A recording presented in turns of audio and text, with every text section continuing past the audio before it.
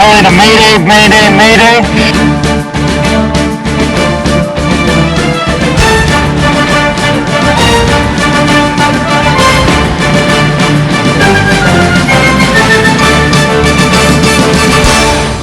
Firefighting is an exciting career, and here in the city of Franklin, we have recruits from across the country vying for the few openings we get each year. The training is vigorous and intensive over a 10-week period. Some say it's the best training in the region, and Franklin provides the finest equipment and latest technology to our firefighting team. In this video, you'll get to see some of the highlights of the training as we follow a few new recruits through the first day to graduation. Each of you have passed a lot of hurdles to get to this point in your career. And, you know, we hire people based on character and attitude. And so each one of you has met that test when it comes to both of those core values in life. So, welcome to the Franklin Fire Department again. My name is Chief Rocky Garsrick. I happen to be the fire chief here. These new fire recruits to the Franklin Fire Department come from as far away as California and as close as Almaville, Tennessee. They all have one thing in common: to be a firefighter and serve the community. After meeting the team of the Franklin Fire Department and hearing from the chief, the new recruits' first step is to get fitted for their fire gear. Dustin Anderson came from California originally and says the dream of being a firefighter started when he was a boy. I'm actually considered a fifth-generation firefighter. I'm blessed to say that. My father worked for 30 years with the Orange County Fire Authority, and then my grandfather and great-grandfather both worked for Long Beach Fire Department, putting in full careers. And then my great-great-great-grandfather was actually a firefighter in the state of Kansas. When Dustin got the call that he got the job in Franklin, it was an emotional experience for him. I broke down in tears. I was so excited because I'm getting married in October, and one of the hardest things I've ever had to do in my life was to give up my job to move here as a firefighter working in New Mexico, and to be able to test and get the jobs, you know, relatively so quickly, and to be able to start a family and start my career in the same year, it's just overwhelming emotion. So it was just one of the best days of my life. For Rory Richards, it was the excitement of the rescue that drew him to a firefighting career. After graduating high school, I had plans to be a Marine, go to the Marine Corps, and wanted to do crash fire rescue. Couldn't get it, so I guess the next best thing was going to be to be a firefighter, civilian firefighter. One of my best friend, all growing up, talked me into going to EMT school with him, and started doing EMS, and then got hired at a local fire department where I'm from, and just fell in love with it. On Rory's first day, he feels like every new recruit, ready to get this day under his belt. At first I was a little nervous walking in, but Chief Garzik and Chief Culverson, everybody we met has been so helpful, super nice to us. Just, it's a lot easier feeling than what I had planned for. You know, I'm not used to coming to an apartment where you get everything you need on the first day, and I'm a little bit relieved, still a little bit nervous. I'm pretty confident that I can live up to the standards of the Franklin Fire Department, and just hope I do what they want me to. Christopher Shadowins has been working to get on the Franklin Fire Department for years. He spent his career as a volunteer firefighter in Almaville, Tennessee. Today, he's excited to continue his career in a paying, full-time position. It's unbelievable how far the volunteer department has come. We from doing our in-house training to now they're actually doing structured training. It's just come a long way, and I just want to further that and build on that. The first few weeks, the recruits learn the Franklin Fire Department organizational structure and history. Deputy Chief Mike Culberson has been with the department for 32 years. He is a second-generation firefighter, and his father was a former chief of the Franklin Fire Department. Chief Fox and I have done recruit classes all over the state. But here, you're in your own environment. your own world. You can teach them like Franklin style, and seeing them start basically with nothing, and at the end of 10 weeks, they walk out of the graduation day and they're ready to go on shift and fight their first fire. You know, there's no amount of money that can, or I don't know how to describe it. It's self-esteem, self-pride, whatever you want to call it. We identify the physical states of fire. This should be just a review for a lot of you. Recruits must complete more than 300 hours of classroom and hands-on training in order to graduate. Chief Gentry Fox covers the fundamentals of fire behavior in the classroom.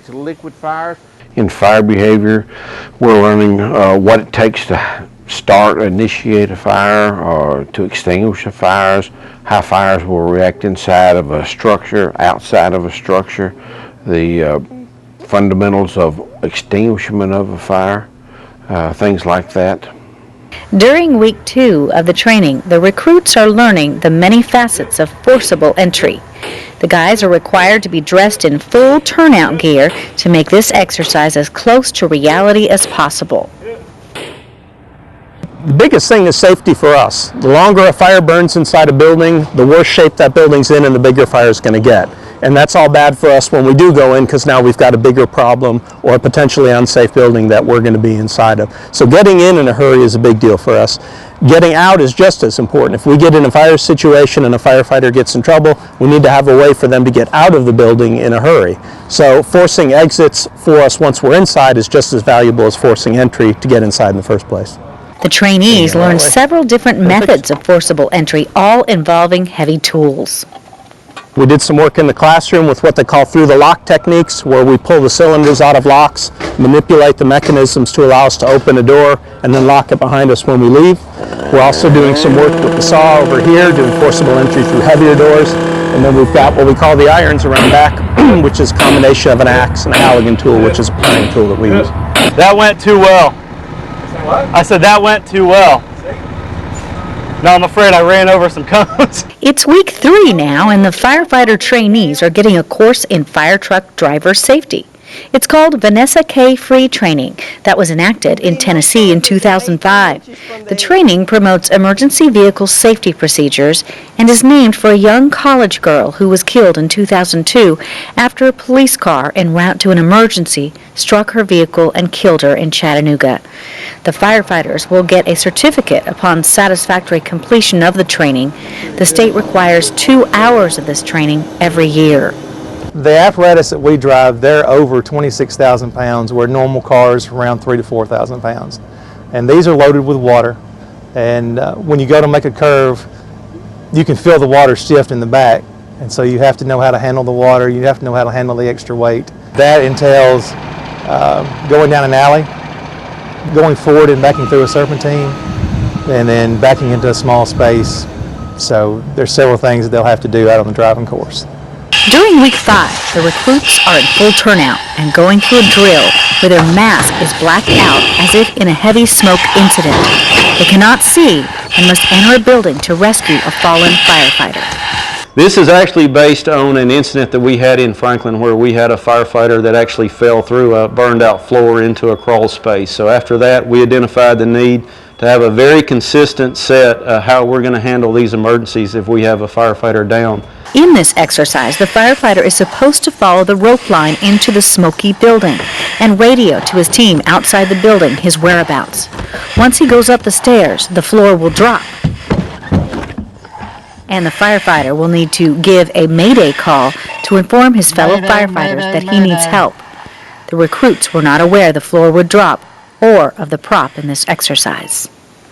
Yeah, it's great training. I mean, kind of the initial drop scares you a little bit, but then like to be able to gather your thoughts and like kind of assess what happened.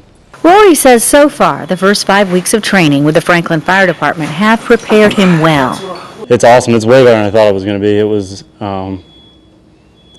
coming here from Ohio. I mean, it's much better down here. I mean, they have so many things at their disposal that we didn't have up there. I just feel like I'm learning a lot more, especially with having a little bit of experience coming in. You learn a lot more because you have things to compare to. So, yeah, it's going real well. On this early morning, the recruits are learning how to handle a highway tanker emergency. Recruits are given a full phone class, how to set up a phone evolution, and then also some hazmat, helping them to identify what the product is, and if indeed it is an application for foam. They've identified that this is a gasoline tanker that's on fire, so they set up a foam evolution. Now they're going to advance their lines with the foam and see if they can extinguish the fire.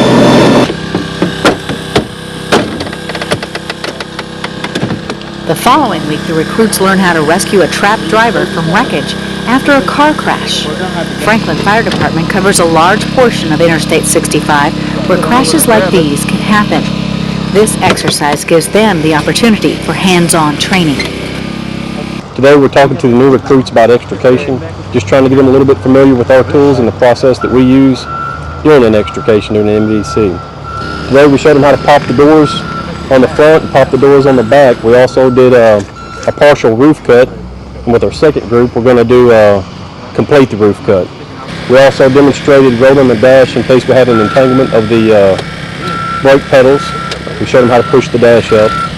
So today's orientation is just mostly to get them familiar with the way that we do things. It's not a certification for them. Now that the training is over, it's graduation day, and families have traveled from far and wide to congratulate the young recruits as they begin their career with the Franklin Fire Department. For the guys, it's a day they've been waiting for. The graduating class here of these recruits and now firefighters. Let's give them a hand.